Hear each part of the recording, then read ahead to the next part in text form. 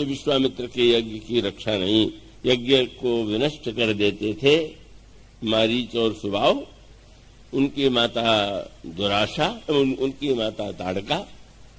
और महर्षि विश्वामित्र को ऐसा प्रतीत हुआ कि श्री राम के द्वारा ही इस यज्ञ की रक्षा होगी। और वो महाराज श्री दशरथ के पास जाते हैं, उनमें स्नेह में संवाद होता है और वो दोनों पुत्रों को लेकर के अपने आश्रम में आते हैं। और आने के बाद वहां भगवान राम ने मार्ग में ताड़का का वध किया। उसके पश्चात भगवान श्री राम के द्वारा यज्ञ के लिए प्रार्थना की गई कि आप निर्भय यज्ञ करो तुम जाई, और भगवान श्री राम और लक्ष्मण उस यज्ञ की रक्षा करते हैं। तो आप देखेंगे कि रामलीला में जब हम घटनाओं को देखते हैं तो दर्शक कितनी बड़ी संख्या में आते हैं। उसको अगर संपन्न करने वाले संपन्न ठीक ठीक ढंग से किया जाए तो बहुत बड़ी भीड़ होती है, उसका आनंद लेती। पर उनके लिए वो प्रसंग केवल उतने ही आनंद का है।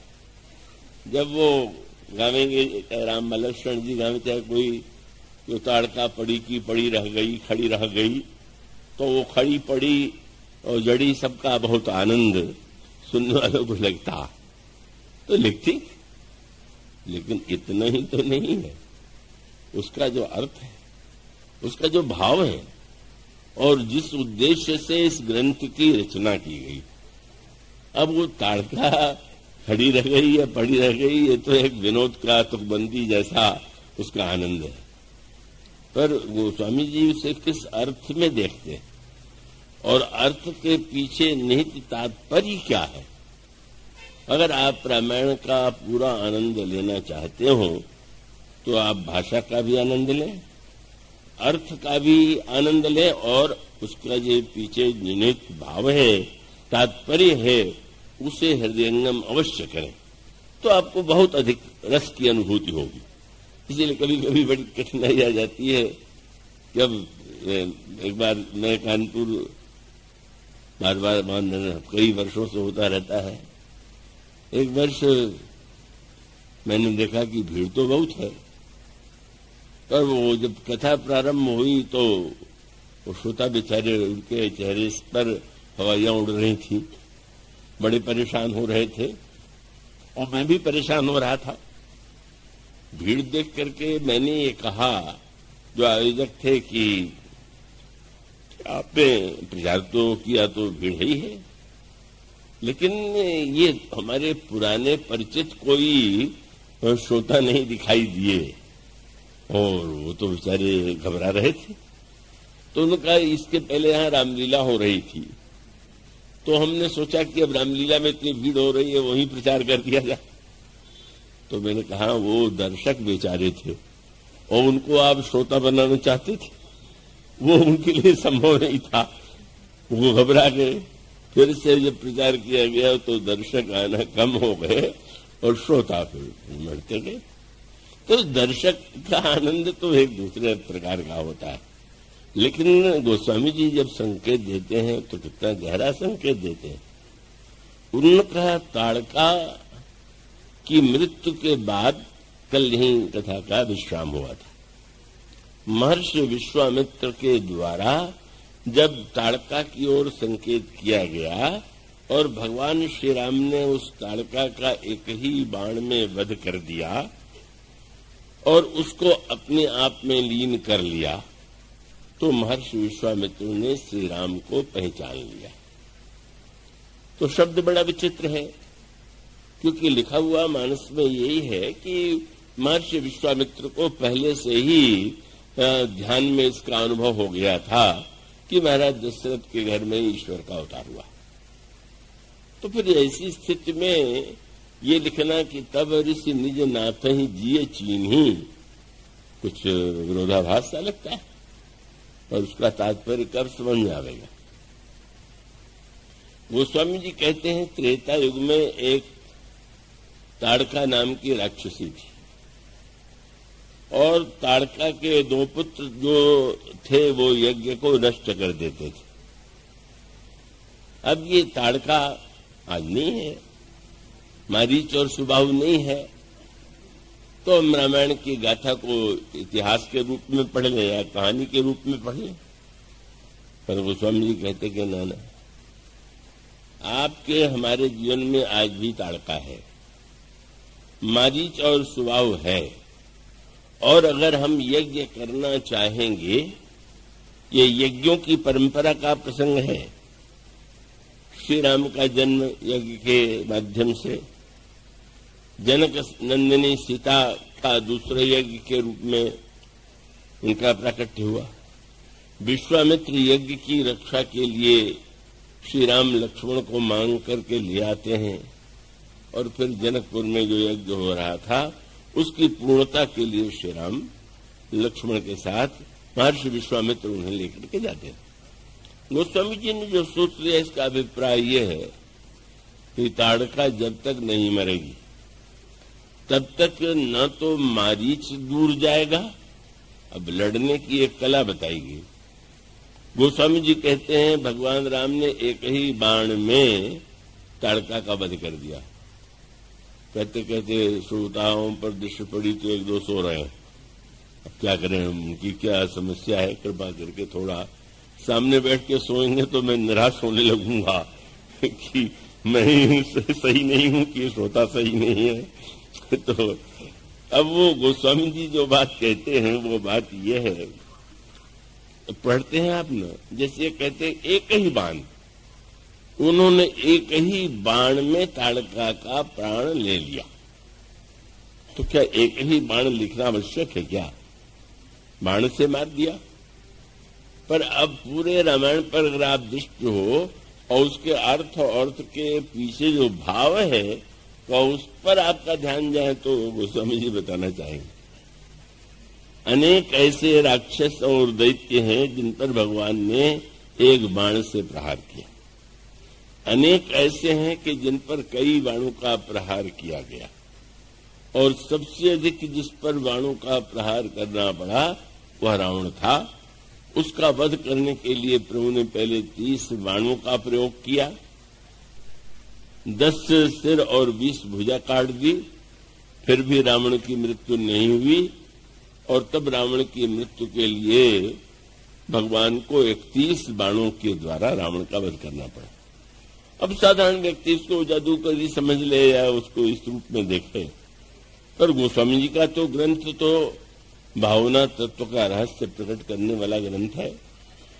तो गोस्वामी जी जो सूत्र देना चाहते हैं उस पर दृष्टि डालिए।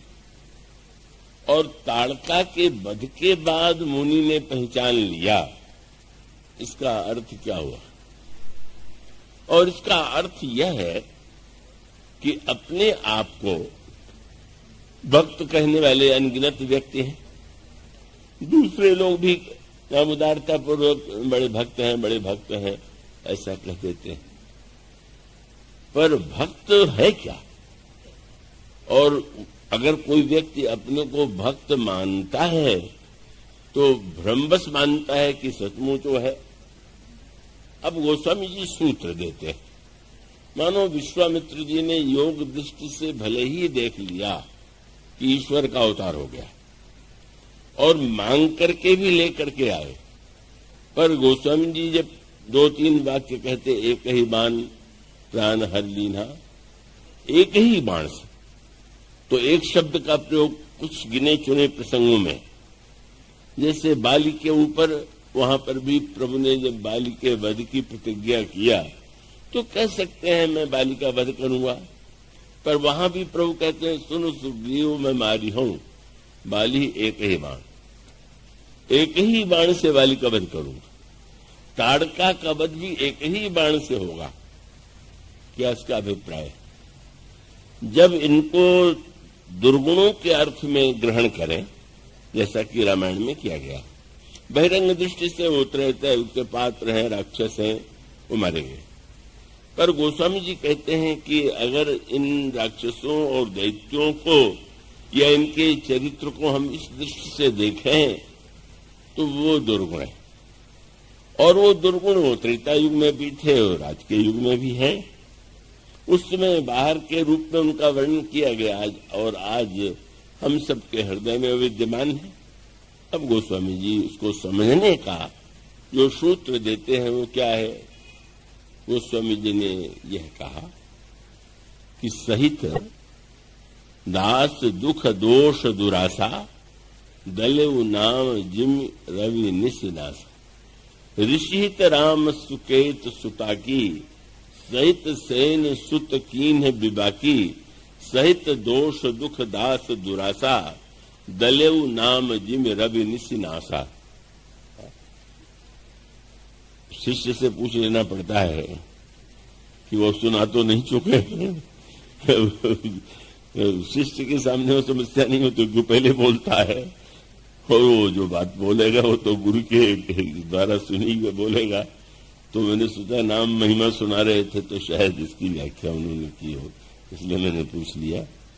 गोस्वामी जी कहते हैं कि ये दुरासा ही ताड़का, और उसके दो पुत्र हैं मारीच और सुबाहु, वो है दोष और दुख। बड़ा सरल सा अर्थ। प्रत्येक व्यक्ति चाहता है कि हमें जीवन में दुख न हो, पर दुख होता है।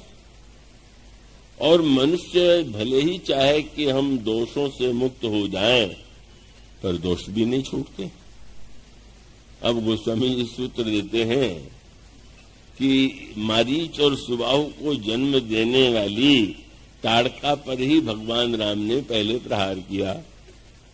तो दुख और दोष को अगर जीवन से मिटाना है तो उसका जिससे जन्म होता है उस पर प्रहार कीजिए, नहीं तो दुख और दोष नहीं मिटेगा। और वो कौन है? दास दुरासा। ये दुरासा से ही दुख उत्पन्न होता है और उसी से दोष उत्पन्न होते हैं। और सारे झगड़े की जड़ तो यही है। सारी समस्या को अगर हम देखें तो कहने में हम दुखी क्यों हैं? वो दुख केवल बाहर नहीं, परिवार में पति को पत्नी से दुख मिल रहा है, पत्नी को पति से दुख मिल रहा है, सब एक दूसरे से दुखी हो रहे हैं। क्योंकि जीवन में जो यज्ञ होना चाहिए, यज्ञ भावना, तो यज्ञ भावना में स्वार्थ का सामंजस्य है और उससे ऊपर उठ करके स्वार्थ का त्याग है। लेकिन समस्या ये है कि कैसे यज्ञ पूरा हो, क्योंकि प्रत्येक व्यक्ति अपने जीवन में एक ताड़का बसाए हुए है और प्रत्येक ताड़का सामने वाले के ताड़का से उसकी टकराहट हो रही, क्योंकि हम प्रत्येक व्यक्ति से आशाएं करते और सामने वाला व्यक्ति भी बदले में आशा करता है। और इसलिए बार बार एक शब्द निकलता है, हमें आपसे ऐसी आशा नहीं थी। तो इसका अभिप्राय यह हुआ कि समस्या के मूल में जितनी अधिक आशा आप दूसरों से करेंगे उतना आप दुखी होंगे। और उस आशा की पूर्ति में अगर आपका स्वभाव क्रूर है तो आप न जाने क्या कर बैठेंगे।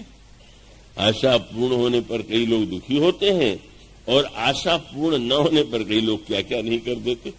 कितनी जो घटनाएं निकलती रहती हैं वो क्या है?